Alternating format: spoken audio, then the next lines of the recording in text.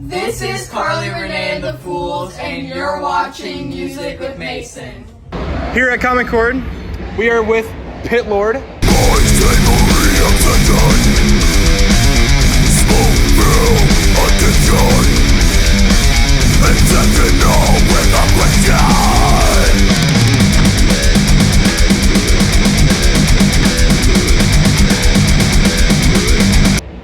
Currently right in front of us, the BBQ Death Metal band from Davenport, the wonderful city of Davenport. I'm a Bettendorf fan though, but you know. And it's fair, yeah. How are you two doing today? Good. Doing fantastic. Yeah, it's already been a day. There's only 2 bands played so far. Yeah, it's been awesome. Yeah. All right, so just get started. Pit Lord, you're pretty well known for your songs Gospel of Smoking Forest. We've got Gallery to Skewered Swine and Seasonings in Abyss.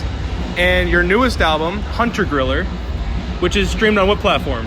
Everything. Yeah, it's everywhere. Yeah, it's Spotify, iTunes, Bandcamp, pretty much everywhere.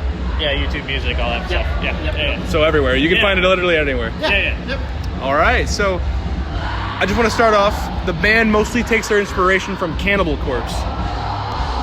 Yes, I mean, what would you say? That's kind of the core. I mean, that's the most popular band you could liken us to, I guess. Yeah, we take after them a lot. Yeah. Like, that was Cannibal Corpse is kind of the band that, like, me and Dan kind of, when we first met, that was like kind of the band we bonded over, sort of. So, but to say musically, I wouldn't say musically. That's the main influence. There's so many things. Could you list us a few? Well, I mean, obviously Cannibal Corpse, Bolt Thrower, Skeletal Remains, Carcass, Psychroptic, Nevermore, Morbid Angel, Vital Remains, Deicide. I mean, all of them. Everything. All right. Yeah. You know? Well, I also want to point out that you two are way more familiar with Cannibal Corpse with their album, The Bleeding. Yeah. So what about that album specifically has drawn you two closer together as in like this death metal hardcore band? Well, I mean, there's a lot of songs from that one off their live album, Live Cannibalism, and we listen to that a lot. Yeah. And then, there's just a lot of good songs on that one. We talk about that one a lot. It's, for us, that's the catchy one out of like the first 4 Cannibal albums, like all the Chris Barnes albums. I mean, in my opinion, it's got like the best production. I mean, a lot of the really known Cannibal Corpse songs, at least like song titles, come from The Bleeding, like The Bleeding and like Stripped, Raped, and Strangled, those ones. I mean, very, very classic Cannibal Corpse tracks, for sure. Yeah. For sure. And a bit of an interesting question I have for you guys, a bit of the lore behind Pit Lord. What can you tell us about Beelzebub Barbecue? Well, so that came about, that's what we named our grill, and it's also, lore-wise, Beelzebub Barbecue is the entity, the grilling demon that we sort of serve. At least that's how we started. The name came from when we first showed our friends of ours our first EP, and he just told us the story about how he named his first grill Beelzebub Barbecue. And me and Dan were just like, that's it. Yeah, we just told him we were stealing it right away. So that's the name of our drummer and our demon influence. It's Beelzebub Barbecue. It is the enthusiasm, the spirit of the enthusiasm for grilling is Beelzebub Barbecue. And he is the only way. The only way. That's right. He's our Lord and Savior. All right, so what can you tell us about one of your first albums called Meat Demons? We were partying really hard the entire time we made that one. Yeah, that checks out. We just did that one for fun, and then everybody liked it, and we kept doing it. So we did it with the intention of just doing a side project for our old band Crater that had been kind of less and less active, and we were just looking for stuff to do. Dan had the idea, and we did the first EP just however we wanted to do it, right? It was just like do as little work as possible just to do this fun thing. And it turned into the most work we've ever done on anything in our entire lives. For sure. And see, now that we're speaking about albums and EPs and stuff, what can you tell us about the split you did with Ursus Maximus? That was just random. They just hit us up. Alex from Ursus Maximus, the vocalist, he hit us up on Instagram and was just like, we love you guys. let's do a split. You know, we have a song, you know, and we happen to have a new song ready to go, and it was originally gonna be on Hunter Griller, which it did end up being on it, but we were just like, let's do the split, just a digital, you know, we never made physicals of it. They're from Virginia, but Alex lives in Omaha, so, you know, at some point I had a long phone conversation with him, and, you know, we had some artwork drawn for it and everything, and it was a pretty quick, easy, simple thing. You know, we just put it out together on digital format, and that's kind of it. Yeah, for sure. So now we're going into some of your music videos. Your music video you did for Butchers from Beyond. Where did you record this music video? We filmed that one over at Skylark. Good friends of ours. Farley owns that place and runs it very well. Yeah. We filmed it over there with Joe Gibbs. Yep. What's his video company? I don't know. He did a Joe great Gibbs job. Photography and Film. I feel like Yeah. that's what it is. Yeah, he did a great job. Great job. Yeah, we kind of, Dan just had an idea to smoke some pork butts, and we kind of just winged it from there and just shot it. Joe's really easy to work with. Every idea we had, he loved, and he made it look really good. It was, out of all the music videos we did, it was the easiest, simplest, quickest process.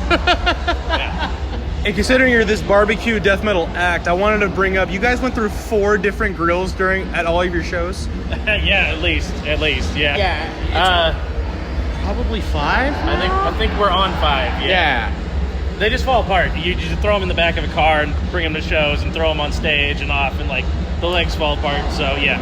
Do you have a grill tonight? Yeah, every night. Yeah, we got one. Yeah, that's the most important thing. We've never played a show without a grill. We've had a grill collapse on stage, but we've never not had a show without one. Yeah. Has there ever been a time when like a venue or a place was a little confused about it and denied you from using a grill?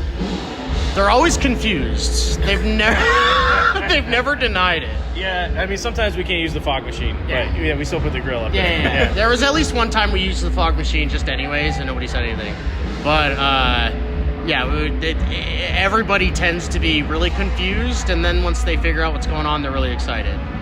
There's never been anybody disappointed. So have you cooked meat on stage while you're performing? No. And people ask us if we're going to do that. They ask us if that's, like, when they see the grill, they ask us if that's what we're going to do. No. That's way too, we'll never even consider the logistics of having a hot grill with charcoal in it or anything like that. Most stages are made out of wood. Yep. You know, it's just bad. It's a bad idea. Yeah. We're not going to try to white snake anyone. There was one show we played out in Denver where we grilled for the people at the show and then played. Even that I'll probably never do again because that's so much work. Yeah. Throwing egg rolls off stage is really fun, though. I've done that at a handful of shows, like barbecue egg rolls from the break room. They bring them down and we hand them out as promotional materials, and yeah, it's really fun. Whipping food at A people. child got hit in the head with an egg roll at that show. You should have a sign that says beware of flying egg rolls. Yeah, definitely, yeah. So I also wanted to bring up, sometimes you've been given sauces and meats at different shows. What's the most strangest thing you've been given at a show, regardless if it's meat or a sauce? Like anything strange you've been given at a show? I can't say there's been anything I'd consider strange. We had a band member's girlfriend brought us lamb ribs that she had made in crock pot before the show.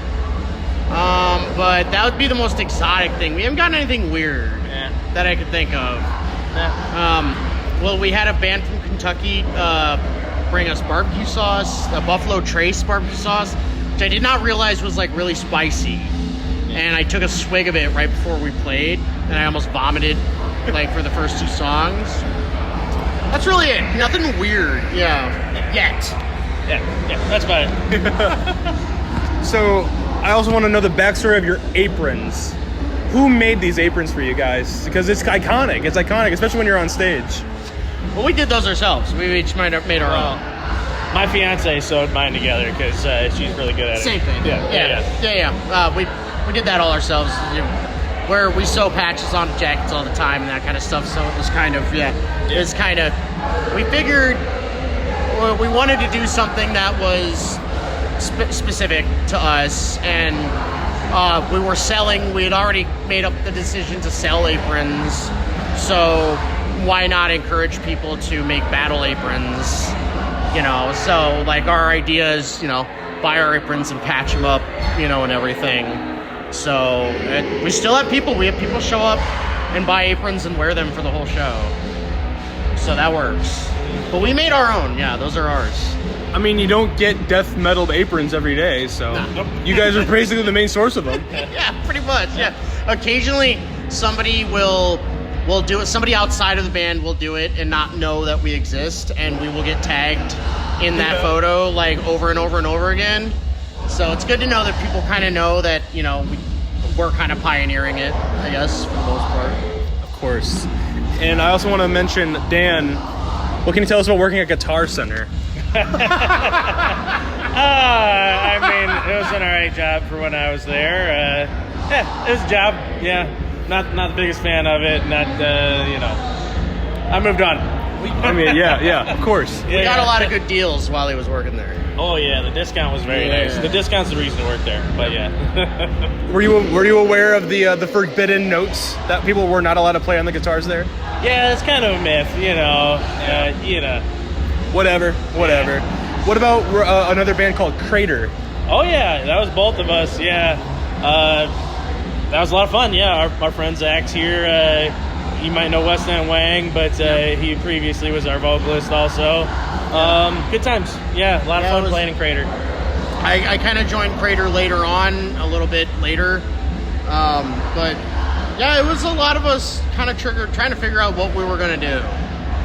The way I look at it is Crater led the way to what a lot of us ended up doing afterwards, which, it led to Pit Lord. There's a lot of different stuff. It was a fun band. Yeah, for sure. And I also want to mention, we can't really dodge this. I mean, it's one of the most famous shows on YouTube, Hot Ones. Oh, yeah. You've had their sauce before? Yeah. I'm pretty sure you guys would do great on Hot Ones, especially after the Kentucky sauce incident. It's funny because, we were eating Hot One sauces even way before Pit Lord started.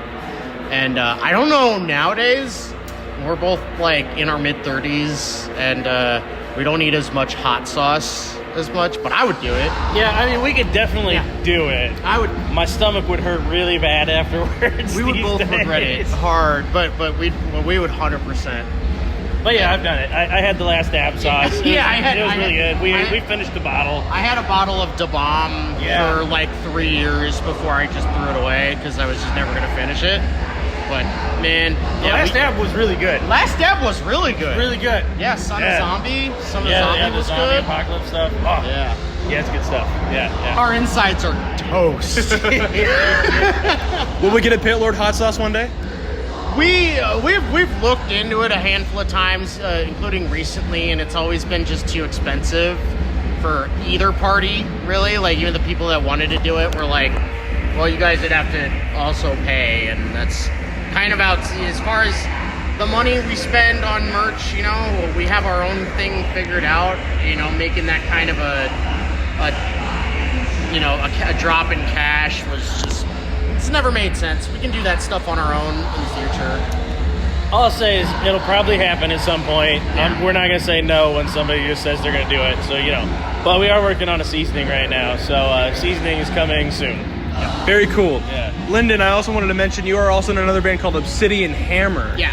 What can you tell us about Obsidian Hammer? It's kind of I Hate God, crowbar-ish, New Orleans doom, kind of doom sludge punk. It's with a couple of guys I was in a band called Helm Splitter with some years ago now. It's slower going than Pit Lord is. We kind of just got back together a year or two ago and started writing an album. We're in the middle of putting together a full-length album right now that might be released on Horror, Pain, Gore, Death Records if all goes well. That's about it. We only play a handful of shows here and there for now as it kind of ramps up. So it's fun though. Yeah, for sure. I also want to mention you're also a part of the band. You're also a part of a few podcasts, like we can list off a non-essential fountain. Yeah. And also the wrestling with music and life. Yeah. What can you tell us about those? Non-essential fountains I do is with my wife Emily. Right now it's kind of a movie podcast. We're trying to watch through all of the Fast and the Furious movies. It's really hard. Some of them are not great. But then wrestling with music and life is with two of our friends, Logan and Shane Hollister, a wrestler for SCW. It's kind of wrestling and music. Obviously, you can tell from the title, but it's more or less we kind of draw parallels between pro wrestling and being in bands and making music and stuff. Turns out there are a lot. So, yeah, both things that are kind of happen now and then. You know, when I have free time, everybody has free time. We're all really busy. So, yep, that's all on YouTube. Non-essential fountains is on Spotify, so you can find that. We have a handful of episodes, but we're gonna get back into it soon. Yeah. Now that we talked about Obsidian Hammer, what about Synapse Misfire? It's funny. Synapse Misfire is a band I was never actually hardly in. Yeah. That was with my guitar player in Obsidian Hammer.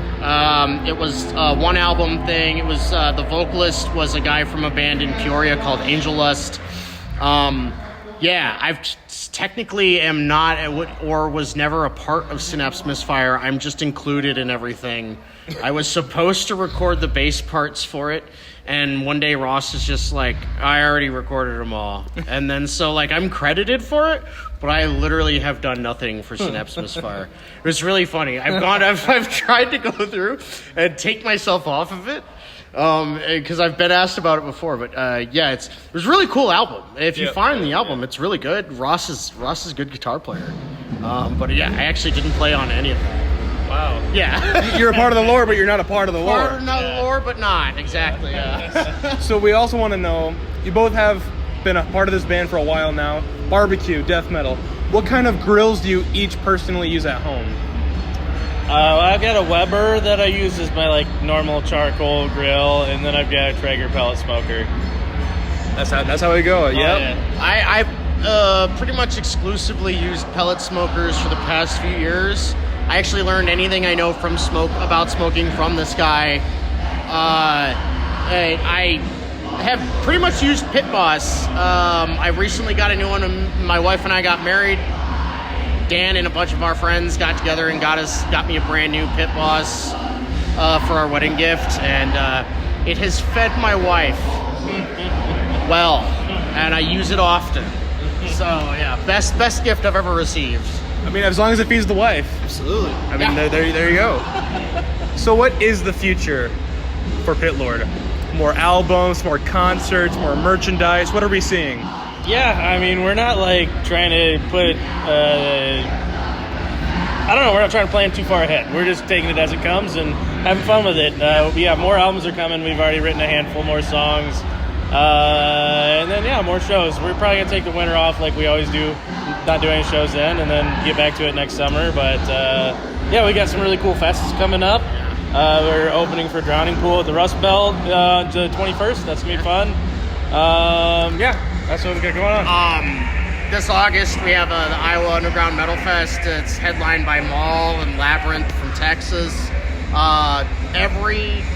Some of the best bands in the entire region, and at least in Iowa and Illinois, South Dakota, playing on that at the Olympic Southside Theater, August 3rd.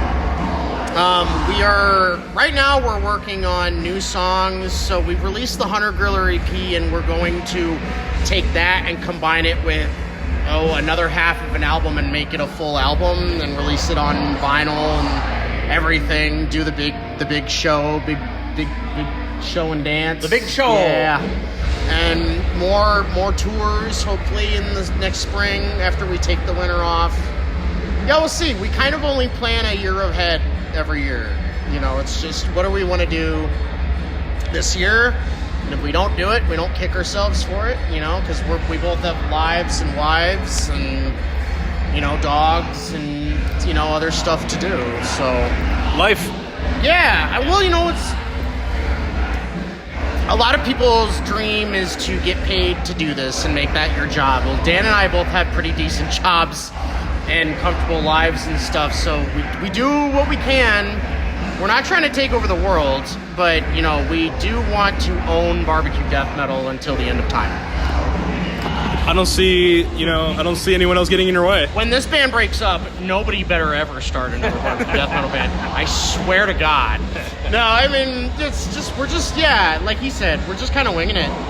You know, we've done this for 5 years now, just about, you know, maybe 6, including the year we didn't play live. And it's just, we've gotten the amount of support we've had for this band in town and just around is incredibly surprising, and I never would have thought such a goofy project would have had such a following, you know, but it's awesome. And so we're going to keep going as long as we can, as long as we're alive. Like right to the last heart monitor beat. You know, there you go. Pretty much. There we go. Maybe your coffins will be grills. Yes. I could just get buried in a giant chunk of, like, pork belly. Yeah. You know. You never know. I'd be down with that. Yeah. Maybe you'll be buried with BL's of barbecue.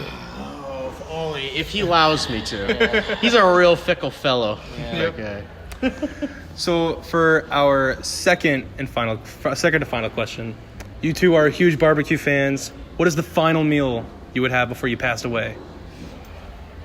Go first. Just everything. A giant platter. like That is a thing. It'd be all of it. It'd be brisket. It'd be hot wings. It'd be pulled pork. It'd be shoulder. It'd be some tater tots, Cow some testicles. mac and cheese. No Rocky Mountain oysters for me. That's okay. All that. Yeah, pretty much. All the good stuff. If for me, I would have to say it'd probably be pulled pork, just a pile of pulled pork. Overall, that's my favorite, just with some like mustard-based sauce, like the yellow barbecue sauce. To me, that's just like I don't even eat bread. I don't even know none of that shit. Just a fork or a spoon, even. Just one plastic fork and a big bucket of pulled pork. And I just eat off of the ladle. Yeah. And then they hang me. I don't know. I don't know what else. I cannot think of what else would be better than that. You know? There you go. So our final question for Pit Lord tonight: what would you tell the young and aspiring musicians who want to do what you two are doing right now? Ooh, boy, pick a better career. No, man. You work for the government. Yeah, just keep playing, you know, like that's all we do. We just like really love playing music, so that's what we do, you know. We'd be doing this if no one was watching, so that's what I say. Find something you love and go after it.